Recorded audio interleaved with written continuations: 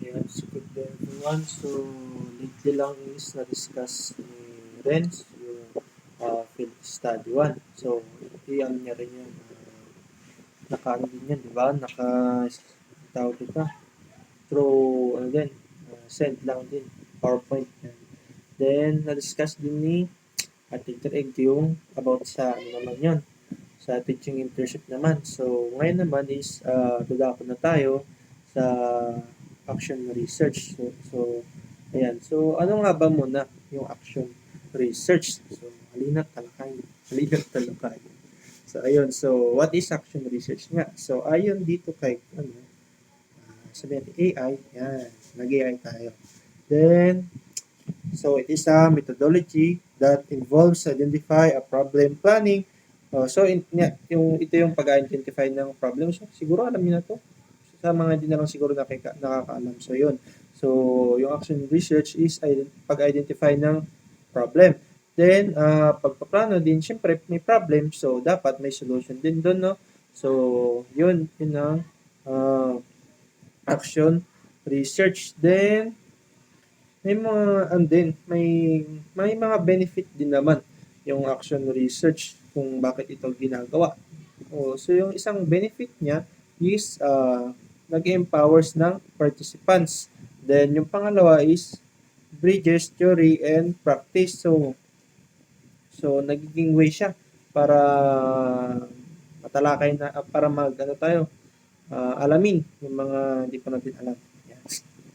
Then, encourages continuous learning and improvement. So, yun, yung mga ilan sa mga benefit ng action research. Then, meron tayong dito, yung itong action research is, ano din siya? Ito rin siya, done by teacher. So, action research na ginawa ng teacher is, so action research is conducted by teachers themselves, not by external researchers. So, by the way, itong action research is ayon din sa pag-aral natin ng FS, di ba? So, ang action research is kinakandak siya ng teachers, then hindi yung mga ibang researchers. So, yun, ang action research ay ginagawa ng teacher, hindi ng kapitbahay. Okay. Now, so, isa pa dito is it's rooted in their own classroom experiences, making it deeply personal and context specific. So, ayun, yung action research is ginagawa para malaman, 'di ba, yung kung anong meron dun sa isang classroom din, para ma-experience yung mga experience nila, 'di ba? Then making it deeply personal and context specific. So, yun na nga. Then dito naman tayo sa for improvement. So, the primary goal is to enhance teaching practices and student learning. So, yun nga yung isang primary goal din talaga ng action research is to improvement din. Alam niyo na yan, hindi ko na-explain yan. Then, collaborative. Ayan, so, collaborative. Often done with colleges, mentors, or within professional learning communities. Collaboration bring in diverse perspective, shared resources, and mutual support. So, ayan, para speaking of collaborative, para makipag-collab din, di ba, sa mga iba. Halimbawa na lang tayo, di ba? Tayo mga college, di ba? So, nagkakantak din tayo ng action research. So, by that, matututo tayo. Then, within teachers, improve environment, di ba? So, hindi ko na siguro pa ito. And then, quest for immediate solution, then practical and relevant. Then, ano din siya? About sa cyclical. So, yan. Next na tayo, no? Dito na tayo sa types.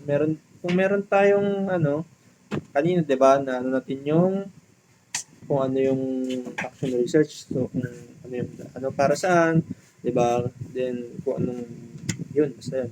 Then, next naman is, pupunta tayo dito sa Types of action research. So, meron tayo ditong 4 na types ng action research. Research. Yan. So, first is yung individual. So, ano lang siya? Single classroom issue lang siya. So, nakafocus lang siya doon sa isang room lang. Sa isang issue lang siya nakafocus, di ba? Yan. So, ayon dito na naman kay AI, ayan, individual. Saan pa ba? So, ginagawa siya ng, yung nakafocus siya pala sa specific issue on their classroom. So, yun nga, tulad ng sinabi ko kanina, then, yung goal niya is to improve personal teaching strategies and student outcomes. So, yun yung pinaka-goal ng action research na individual. Then, dito naman tayo sa collaborative, which is yung common problem of two teachers. So, ang focus naman nito is a shared challenge across their classroom. So, yung mga challenges doon sa classroom nila, yung nagiging common problem. Yung halimbawa na lang is yung sa kalinisan, di ba, kakulangan ng libro, ganito ganyan, mga school supplies, ganyan. Then, meron din siyang goal, which is yung shared insights, test strategies, and learn from each other. So, yun nga, sa collaborative, natututo din ang bawat isa sa isa. Yan. Ang gulo ko pa. Yan, basta yun. Then, meron tayo ditong yung school-wide. Then, school problem done by principal. So, ito naman na yung mag-move yung isang problem sa principal naman na. So, meron din siyang, ito, nag-focus naman siya sa broader issue affecting their entire school. So, dito naman sa school-wide is nakafocus lang siya hindi sa isang bagay o isang room, kundi sa buong entire classroom. So, siya na yung yun nga, kasi principal na. So, yun, basta yun, alam niyo na yan. Laki na kayo. Then, district-wide naman. Then, meron siyang focus naman to. So, district issue, common problem in school. Then, and yung meron naman siyang, meron tong goal itong district-wide. So, which is yung to develop district-wide policies and program based on evidence. Then, na tayo sa next. So, yan. So, ang action research na lang, para hindi kayo masyadong malito, ayan, so, action research is more on practical then purposive, sample, flexible, quick, time, specific. So, yun ang action research. Then, ang formal research naman is more on theoretical siya. Theoretical, random sample, rigorous, long period, general. So, para hindi na lang kayo malito, yan, basahin nyo na lang yung pagkakaiba ng dalawang yan. So, basta more on practical lang talaga ng action research done by teachers yan. Then, yung formal research naman is, which is yung, yan, ginagawa na. Basta yan. Then, wala na. Yan lang. Ilang naman. Thank you. God bless.